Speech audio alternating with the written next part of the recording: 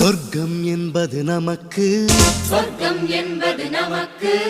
சுத்தம் உள்ள வீடுதான் சுத்தம் உள்ள வீடுதான் சொர்க்கம் என்பது நமக்கு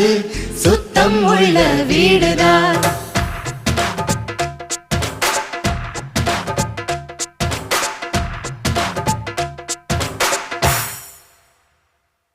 சொர்க்கம் என்பது நமக்கு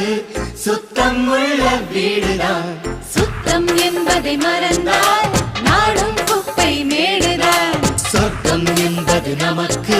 சுத்தம் உள்ள வீடுதான் சுத்தம் என்பதை மறந்தால்